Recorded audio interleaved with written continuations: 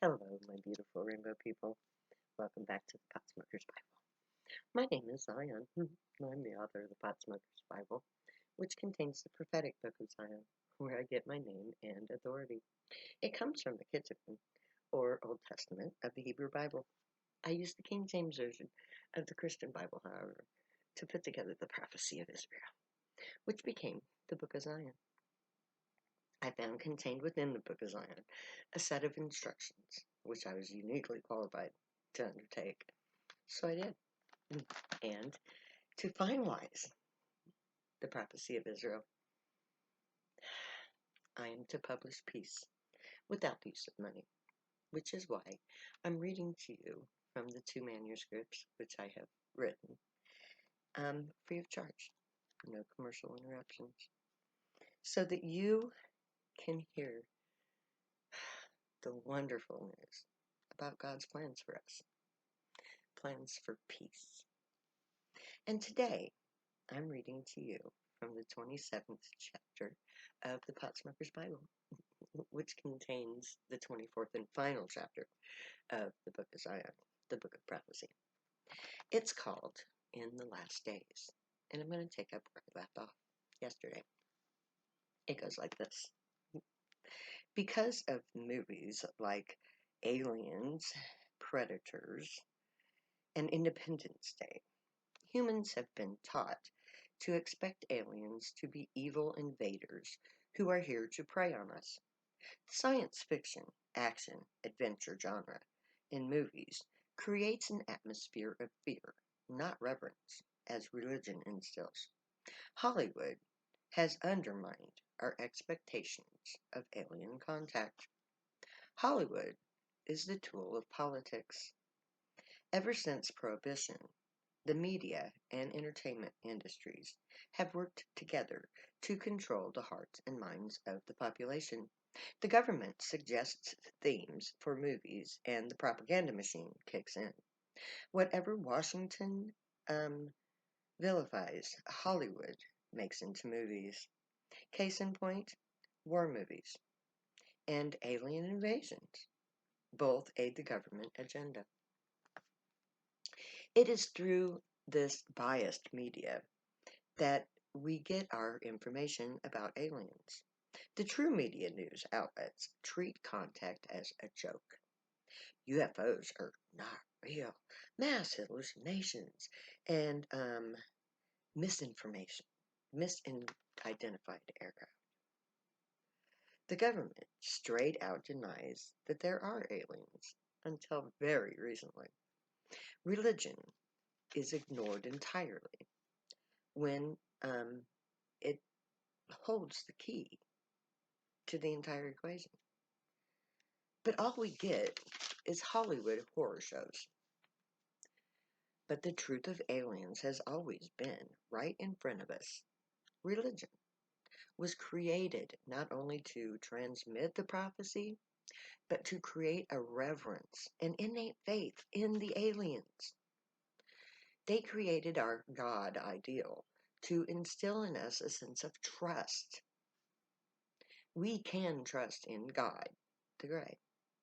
God is alien.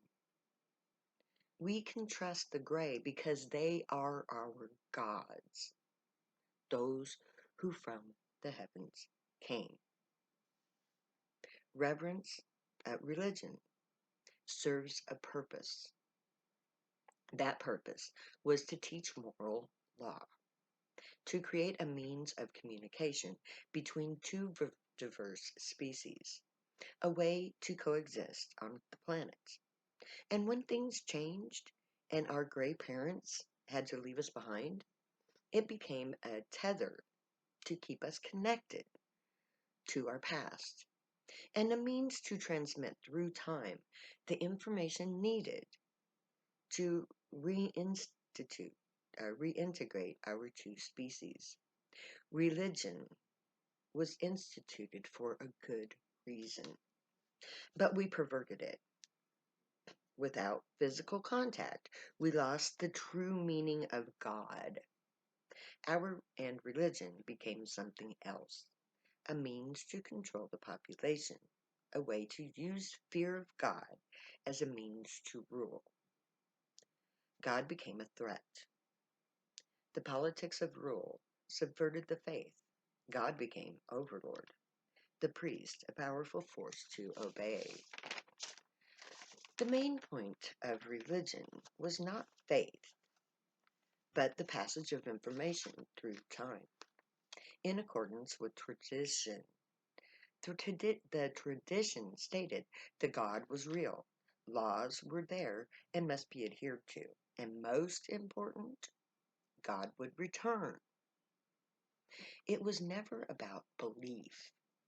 Religion was about events over time. Um, Events of the past, the present, and the future. The past events of our united history. God and humanity once lived side by side on earth. But for reasons untold, they had to leave. But they did promise to return. They even told us what would happen when they returned. This knowledge was transmitted through the priests. These priests were shadows of a true priesthood of former times. Ancient priests were powerful beings who used alien taught methods to manipulate matter and affairs among men. Compared to the true priests of old, modern priests are no more than teachers who endlessly lecture um, to students, but the knowledge survived nonetheless, as intended. So that now, in our present time, we have the knowledge of God as alien in the form of ancient sacred texts. However, the degeneration of religion from one-on-one contact to fables of past contacts has put us in a state of rejecting the message because the the messenger, is an idiot. The dogma of religion has become so ingrained in our social order that true priests, like the Zionite drug users, sees religion as a joke told by a jester to an audience of zombies who wander around destroying all they see and seeking to destroy the entire population. The rituals of religion has undermined the message of alien gods. We now view religion as a joke.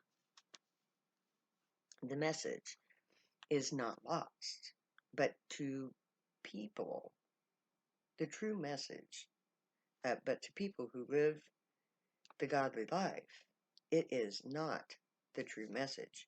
It's not logical, it's not likely, and it's not what is true.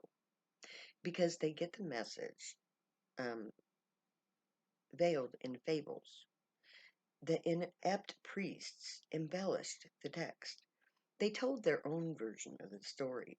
They changed the end. They added characters, took away others, and what they now transmit is so far from the original message that only fools believe it. Because our religions have degenerated and our rulers have, as a result, gone down the path of greed and power. The world we now live in is devoid of understanding. We don't know what alien means. We don't know that alien means God. We think God is an all-encompassing force that, that dictates everything. The threefold God is a force of life, but even they don't bother to dictate lives. So our version of God is misleading. Part of the problem is the hellfire aspect of God. The priests have instilled fear in our minds in regards to God. We must obey God's laws. We must believe. We must fear God. That fear was meant to control. The priest's true power comes from fear. God, who is represented by the priest, is an all-powerful being who will punish those who sin. So we are taught to fear both God and aliens. God will come to punish the wicked. Aliens will come to take over and possibly to eat us. Therefore, only the humans are to be trusted. So don't trust God. Trust is scary. God is scary. Aliens are evil. Fear them both. Overlaid on this propaganda is the government. We can't believe religions. Science says aliens aren't real. Anthropologists says that humanity is no older than the oldest dig site. Nothing came before that. Myths aren't real. God is dead. Humans are number one. We rule over everything. Or so the government would have you believe. Because the government knows that the Grey are here. They know that we are related to them. The government knows that the Grey want to make first contact, but they know that if the Grey come openly, they will do so not as aliens, but as the return of our gods. And that is the one thing that the government doesn't want society to know. When the Grey made contact with the governments of Earth, they rejected them. No government on Earth was acceptable to the Grey. Those who created a problem can't be trusted to fix it properly. In this case, money was the motivating factor. The governments wanted to profit off of the alien technology. There was an exchange on the condition that the tech would be used to free the world of dependence on money. The tech was nuclear energy. The exchange was DNA. But the tech was never to be used for war. When Hitler, then America, set out to create weapons from the alien tech, we violated the treaty.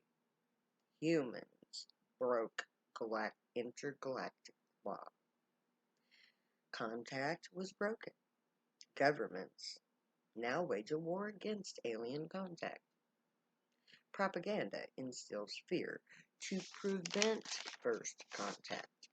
Because when the aliens make first contact with the priesthood that they created, the governments will have to face changes in charges in the courts higher than the earth's. The entire prophecy didn't have to be enacted. It was designed to play out in a variety of ways and still be viable. However, it is the worst case that we must enact now. We have no easier path open to us. Fear and denial have led us blindly down a path that makes every prophetic verse true and inevitable. The government has gone to great lengths to prolong their power.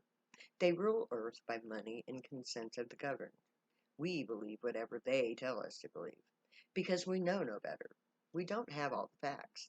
We have believed stories instead of history, because history is shrouded in myth, and conspiracies rule the day, until we discover the truth of what is happening in our skies, until we make contact with the UFOs.